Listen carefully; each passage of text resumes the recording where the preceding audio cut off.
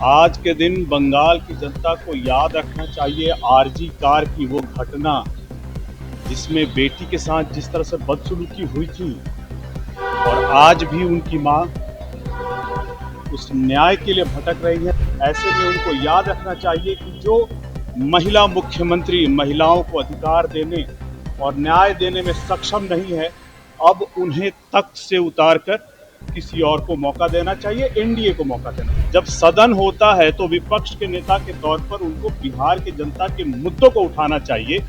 यहां पर नजर नहीं आते हैं, मगर तमिलनाडु में और बंगाल में चुनाव प्रचार करते हुए नजर आते हैं। बिल्कुल स्वागत योग्य कदम है। हमारी पार्टी ने हमेशा निशांत जी का सक्रिय राजनीति में आने का स्वागत किया है। बिहार को पढ़े लिखे अच्छे युवा नेतृत्व की जरूरत है और ऐसे में अगर निशांत जी, जिनके पिता माननीय पूर्व मुख्यमंत्री नीतीश कुमार जी ने जिस तरह से बिहार को जंगल राज से निकाल करके वो विकास की राह पर ले आए हैं।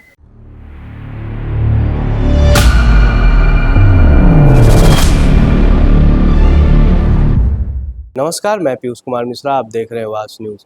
जमुई के सांसद अरुण भारती बंगाल इलेक्शन को लेकर क्या कुछ कहते हुए नजर आ रहे हैं, हम आपको सुनाते हैं। सर, आज बंगाल में चुनाव प्रचार का आखिरी दिन है, थमने वाला है चुनाव प्रचार। क्या कहेंगे सर, क्या लग रहा है माहौल?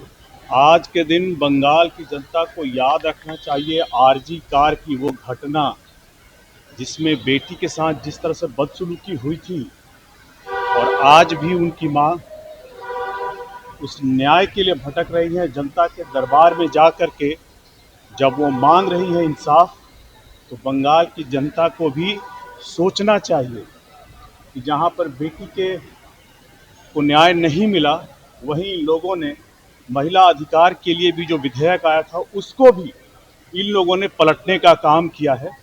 ऐसे में उनको याद रखना चाहिए कि जो महिला मुख्यमंत्री महिलाओं को अधिकार देने और न्याय देने में सक्षम नहीं है, अब उन्हें तख्त से उतारकर किसी और को मौका देना चाहिए, एनडीए को मौका देना चाहिए। तो पूरी तरह से बंगाल चुनाव में भिड़े हुए हैं सर प्रचार। उनको रहना चाहिए बिहार में, वो घूम रहे हैं बंगाल में। जब सदन होता है तो विपक्ष के नेता के तौर पर उनको बिहार की जनता के मुद्दों को उठाना चाहिए। यहाँ पर नजर नहीं आते हैं, मगर तमिलनाडु में और बंगाल में चुनाव प्रचार करते हुए नजर आते हैं।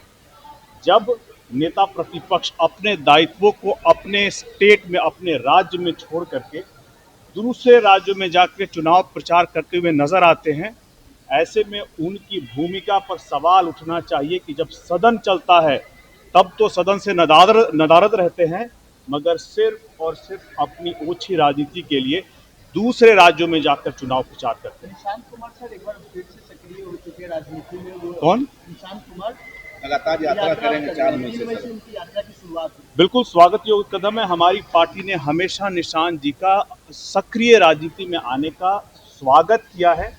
बिहार को पढ़े लिखे अच्छे युवा नेतृत्व की जरूरत है और ऐसे में अगर निशांत जी, जिनके पिता माननीय पूर्व मुख्यमंत्री नीतीश कुमार जी ने जिस तरह से बिहार को जंगल राज से निकाल करके वो विकास की राह पर ले आए हैं, एक बहुत बड़ा लेगेसी निशांत जी के पीछे है और एक बहुत बड़ी जिम्मेदारी भी उनके ऊपर है। ऐसे में सक्रिय राजनीति में आने की उनका बहुत स्वागत है। जहां भी लोक जनशक्ति पार्टी की जरूरत, लोक जनशक्ति पार्टी रामविलास की जरूरत पड़ेगी, वो हम लोगों से बात करेंगे, हम लोग उनके साथ खड़े दिखेंगे। मंत्रिमंडल का गठन कब तक हो जाएगा सर? काफी देर हो रहा है। वैसे तो यह विशेषाधिकार माननीय मुख्यमंत्री सम्राट चौधरी जी का है, लेकिन मुझे पूर्ण उम्मीद है कि आने वाले भविष्य में तुरंत ही सरकार इसकी अलग अलग मंत्रालयों का विस्तार किया जाएगा, सरकार का विस्तार किया जाएगा और जो भी संबंधित जिम्मेदारियां हैं वो मंत्रियों में बांट दी जाएंगी और जिस विकास की मार्ग का दिशा उद्देश्य नीतीश कुमार जी ने दिखाया था, उसी मार्ग पर बिहार सरकार बिहार के विकास को लेकर के आगे चलती है। सर, महागठबंधन के लोग जैसे एक दूसरे को छीटाकशी करना शुरू कर दिया है, क्या लगता है महागठबंधन सीट की तरफ बढ़ रहा है? तो देखिए, महागठबंधन में भले ही वो सब इकट्ठे एक साथ आ गए थे, मगर उनमें वैचारिक एकता कहीं नहीं थी। आप ध्यान दीजिए कि बंगाल में, दिल्ली लोकसभा में जब आप बात आती है तो राहुल गांधी जी, ममता बनर्जी जी और जितने जितने भी डीएमके हैं सब साथ नजर आते हैं, लेकिन जैसे ही अलग अलग राज्यों में चुनाव होता है वहां पर आपसी खटपट आपको देखने को मिलता है। राहुल गांधी जी ने बंगाल जाकर के ममता बनर्जी उनके सरकार पर सवाल उठाए। उसी तरह से आप देख लीजिए डीएमके के अलग अलग जो होते हैं जितने भी घटक दल हैं, जब उनके राज्य में चुनाव होते हैं तो वहां की सरकार पर सवाल उठाते हैं। तो इनमें वैचारिक एकता नहीं है। ये भले ही मौके की तलाश में एक साथ आए हैं, लेकिन इनमें वैचारिक एकता नहीं है, राज्य को आगे ले जाने की सोच नहीं है। और यह सोच नहीं होगी तो आपस में खटपट, आपस में मतभेद बने रहेंगे। एक आखिरी सवाल, आम आदमी पार्टी के 7 सांसद जब से बीजेपी में शामिल हुए हैं, आप संजय सिंह मांग कर रहे हैं कि उन 7 सांसदों का सदस्यता रद्द किया जाए?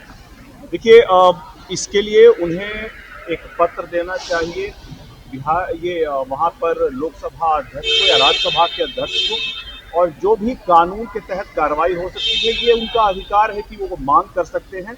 मगर अंततः चूंकि यह उनकी अंदरूनी समस्या थी जिसको वो ढंग से टैकल नहीं कर पाए, अपने लोगों को अपने विचार के साथ बांध करके नहीं रख पाए, और जिस तरह से दिल्ली में भ्रष्टाचार का हम लोगों ने देखा, पंजाब में भी आने वाले समय में इसके खुलासे होंगे। ऐसे में बहुत ज़रूरी है आप अपने घर को पहले समेट करके रखिए। और ये तो संजय सिंह जी का विशेषाधिकार है, जहां भी चाहे जिस फोरम में जाएं आप इस फैसले को चुनौती दे सकते हैं। संवैधानिक और कानूनी स्तर पर अगर यह फैसला सही होगा तो जो उचित फैसला होगा वो न्याय हम लोग देखेंगे होते हुए। Thank you. बंगाल चुनाव को लेकर अरुण भारती ने तेजस्वी को घेरते हुए कहा कि उन्हें बिहार में रहना चाहिए, न कि बंगाल घूमना चाहिए। और महिला आरक्षण पे भी उन्होंने बोला। आपका क्या प्रतिक्रिया है, आप कमेंट सेक्शन में जरूर बताएं। ऐसे ही खबरों के लिए आप बने रहें वाच न्यूज़ के साथ। धन्यवाद।